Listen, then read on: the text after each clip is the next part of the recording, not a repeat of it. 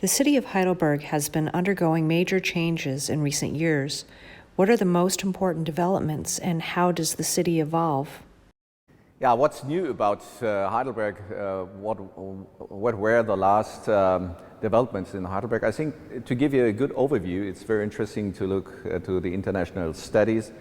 The McKinsey study, which was just placed a few months ago, mentioned that in Europe about 48 super hubs, they call it super hubs, so cities where you had a tremendous development over the last 14 years were mentioned, and one of those super hubs is Heidelberg. So very interesting. So we are not a fantastic historical city. We love our historical downtown areas, but we are also a very modern city with tremendous development, especially in the new economic fields based on the science and knowledge we created through the University of Heidelberg, through the EMBL, the German Cancer Research Centers, the Max Planck Institutes. So there's so much knowledge creates new business also, and new jobs, that this is a fantastic situation at the moment in Heidelberg. So I'm very pleased that this situation is taking place. The university is expanding, the Max Planck Institutes are expanding. We have more and more Nobel Prize winners who are staying here, developing their labs here. And also the EMBL is expanding tremendously. At the moment they are building the new imaging center for molecular biological products. So it's a good development. How do these developments change the city's landscape? What is the most visible evidence when you look at different neighborhoods? And if you ask me, how can we see that there is a big change? I can say, just come to Heidelberg.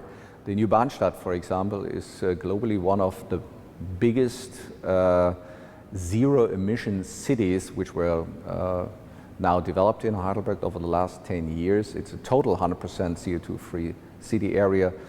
All the buildings have been built in what we call the passive house standard. We built a new power plant based on renewables to use this rest energy to secure the energy demand for this area.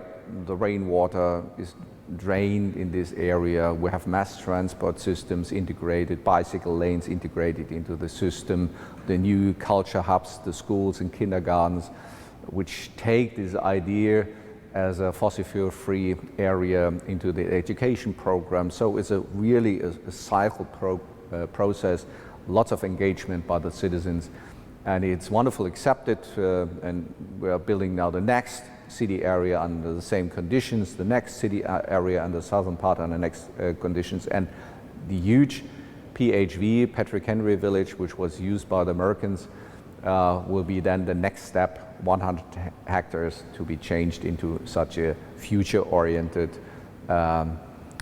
resilient city area. The withdrawal of the U.S. military offered Heidelberg huge opportunities to redevelop 445 acres altogether.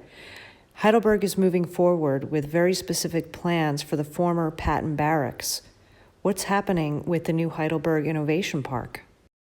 Yeah, what's new about the Heidelberg Innovation Park? It's a new park, a new tech park, especially for organic, electronic, AI, and also life science, which is of great perspective in Heidelberg and the surrounding area in the Rhine-Neckar Valley. We try to engage and attract companies to come to Heidelberg, work together with our scientific institutes, with the EMBL, with the university, with the clinic, which is at the moment one of the biggest clinics in Germany with more than 1 million patients. So this life science agenda is driving all those companies very quickly, and the HIP Park is like a melting pot for all these companies, especially also for the startups who wanted to create a company. And therefore, if you have interest, I think the HIP Park is always a good place to visit. Quality of life is a big factor when people choose a place to live. This applies especially for independent and internationally oriented scientists. Sustainability is also very important for more and more people. Heidelberg has declared a climate emergency and plans to be climate neutral by 2030. How do you protect the environment and provide a sustainable and livable city? That's exactly what we're doing through our climate action plan, to show that we're also on the international level working, transfer this into local action, so we have a reduction of all the CO2 emissions of all municipal buildings of the last 15 years by more than 55%. We're expanding our retrofitting program for existing buildings, energy awareness campaigns in schools and so on. But still we didn't achieve the climate goals which were signed in Paris, and we know that this is really one of the main global questions, how we can change our behavior into a more fossil fuel free society, which is not very easy. But I think we are one of those cities who are taking a lead position to undertake such a position. For example, in the traffic sector, about 69% of the citizens are not using cars if they are having a mobility. They're just using bicycles, go by foot, or using the mass transport system, which is a great perspective. But still, it's not enough. So hard to work in this field, but we are on the way. Developments like the new neighborhoods, climate strategies, and mobility concepts need to be coordinated to move the city as a whole in the right direction. How do you create this bigger picture?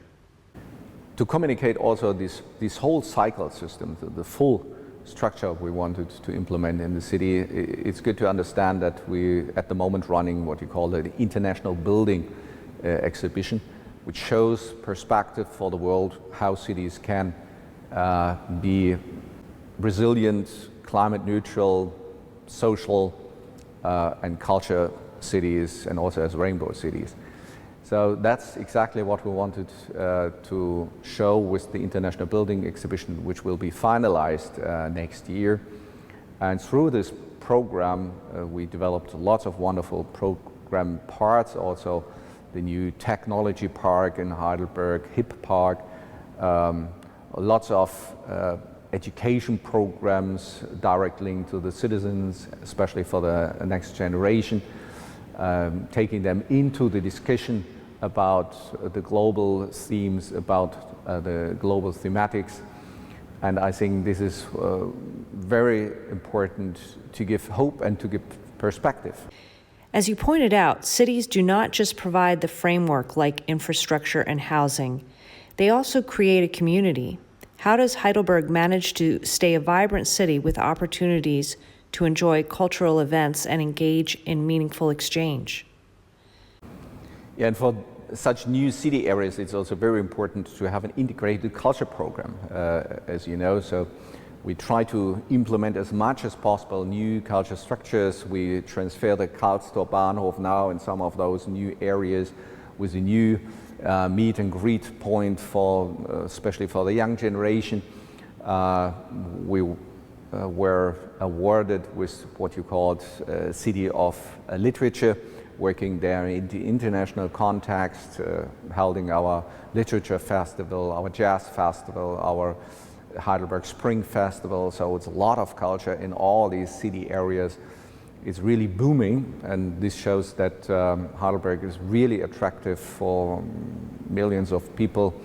There was a new Prognos study mentioned that Heidelberg is the second city in Germany when you're looking at the ranking of a livable city, a city full of flair, nature protection, and where the citizens wanted to stay. It is well known that Heidelberg is playing in the highest league as far as science is concerned. In a different field, the basketball team, MLP Academics Heidelberg, competes in the Bundesliga. Yes, of course. As a university town, we were always linked also to sport activities. We have more than 120 sport clubs, and one of the symbols for our sport engagement is the new basketball dome, which we just finished in Heidelberg for more than 5,000 people, which is really a great dome where you can see great basketball, handball games on the international and national level, which gives more spirit to those sports city engagement which we had over the last years. Heidelberg is a very international city with an international student body and workforce. The new Heidelberg Congress Center will offer more opportunities for international meetings. In addition, Heidelberg is also active in international networks. Do cities need to interact on the global level to solve local challenges? Yes, of course, you are absolutely right. We need more and more international contacts. That's also the reason why we're engaged in these fields. I'm the president of City, which is one of the biggest cities networks globally, with a signing commitment of more than 5,000 cities committed to climate action plans organized by energy cities. I'm in the board of the International Association of the Covenant of Mayors and the C40s network as a think tank city, as you might say. And I think those international relations are very important to switch the information as quick as possible in the fields of climate change, in the field of social questions, or in the corona pandemic, of course, also over these questions. And I think this is exactly what we needed. We have to get closer. Cities are taking over more and more elite position, not only the states, and therefore we need these international contacts.